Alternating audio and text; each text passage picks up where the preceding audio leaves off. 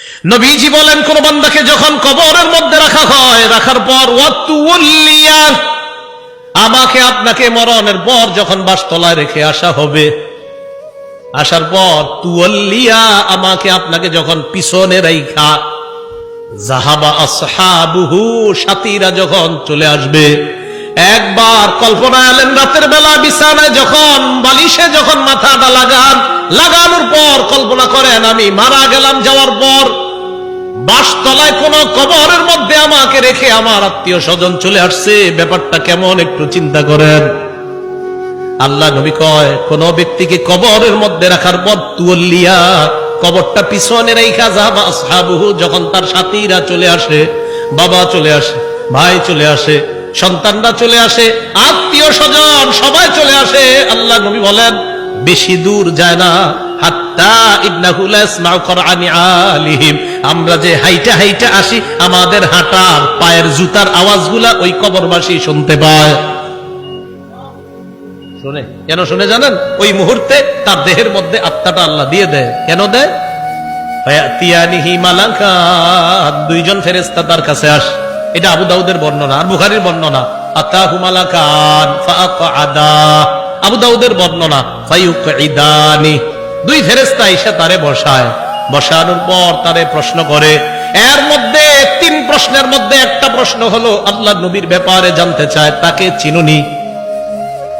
ওই ব্যক্তি ইমানদার হলে যদি তিনটা জবাব সুন্দরভাবে দেয়, আর আল্লাহ নবীর ব্যাপারে যদি বলে আশহাদু আন্না মুহাম্মাদার রাসূলুল্লাহ, আমি সাক্ষী দিচ্ছি তিনি আল্লাহর রাসূল, এই কথা বলার পর ওই ব্যক্তিকে বলা হবে উনজুর ইলা মাকআদিকা মিনান নার, তুমি তোমার জাহান্নামের আসনটার দিকে তাকাও, এটা তোমার জাহান্নামের আসন। তো এই ব্যক্তি জাহান্নামের আসনের দিকে তাকাবে। এরপর বলা হবে আবদালাকাল্লাহু মাকআদাম মিনাল জান্নাহ, জাহান্নামের আসনের পরিবর্তে আল্লাহ তোমাকে জান্নাতের আসন দান করছেন। عن أبي هريرة رضي الله تعالى عنه قال أن امرأة سوداء كانت تقم المسجد أو شابا, একজন কালো মহিলা অথবা একজন কালো যুবক মসজিদ ঝাড়ু দিত। কি ঝাড়ু দিত? আপনারা ঝাড়ু দেননি মসজিদ? না, আপনারা শুধু মুয়াজ্জিন সাহেব আর খাদেমের অপেক্ষা থাকবেন, নিজেরা ঝাড়ু দিবেন। মসজিদ ঝাড়ু দিলে দিল সাফ হয়, পরিষ্কার হয়। এক কালো মহিলা অথবা একজন কালো যুবক মসজিদ ঝাড়ু দিত। ফামাতা, হঠাৎ মারা গেছে। মারা যাওয়ার পর সাহাবীরা কবর দিয়ে ফেলছে, নবীরে জানানোর প্রয়োজন মনে করে নেই। বিষয়টা এমন আর কি, ও মারা গেছে, আরে এটা নবীজির আর বলার কি আছে, কবর দিয়ে এরকম। নবীজি সাল্লাল্লাহু আলাইহি সাল্লাম প্রশ্ন করলেন, আচ্ছা ওই কালো মহিলাটা না কালো যুবকটা, হয়তো মহিলা হতে পারে না হয় যুবক, আচ্ছা ওই কালো যুবকটাকে দেখছি না কেন, কোথায় এটা ঝাড়ু যে দেয়? সাহাবীগণ বললেন, হুজুর সে তো মারা গেছে। আচ্ছা মারা গেছে মানে? আফালা কুনতুম আযানতুমুনি, তো আমাকে জানাবা না তোমরা?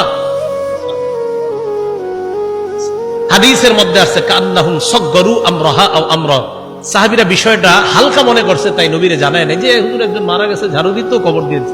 নবীজি কো আমারে জানাইলা না কেন তোমরা? দুল্লুনি আলা কবরিহা আও আলা কবরিহি, তাড়াতাড়ি তার কবর আমারে দেখাও, নিয়ে যাও।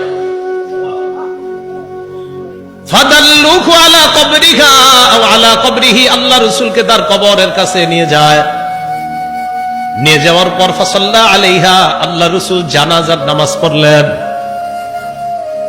আপনারা আবার আমল করেন না, কিন্তু এটা রাসূলের জন্য খাস। জানাজার নামাজ পড়ার পর আল্লাহ নবী বললেন, ইন্না হাদিহিল কুবুর মামলুআতুন যুলমান আলা আহলিহা, আল্লাহ নবী বললেন এই কবরগুলা অন্ধকারে পরিপূর্ণ। নবীজি বললেন এই কবরগুলা অন্ধকারে পরিপূর্ণ। কবরগুলা বলেন অন্ধকারে, কবরগুলা একবার ভাবেন, চোখটা বন্ধ করে, অন্ধকার, কিচ্ছু দেখা যায় না। আল্লাহ নবী কয় এই কবরগুলা অন্ধকারে পরিপূর্ণ। হ্যাঁ, ওয়া ইন্নাল্লাহা ইউনাব্বিরুহা লাহুম বিসসালাতি আলাইহিম, আমি আশা করি আমি আজকে নামাজ পড়ার কারণে আল্লাহ তাদের কবরগুলা আলোকিত করে দিবে। খাঁটি ইমানদার যদি হন, যদি ইমান নিয়ে যেতে পারেন, তা আপনার কবর আল্লাহ আলোকিত করে দিবেন। আলাদা মোমবাতি দিতে হবে না। পিসাবের কবর দেওয়ার সময় বাতি টাতি কত কিছু দেন না, এগুলা দিতে হবে না। পিসাব যদি ভালো হয়, এমনি কবর আল্লাহ আলোকিত করে দিবেন। মাথা রাখবেন।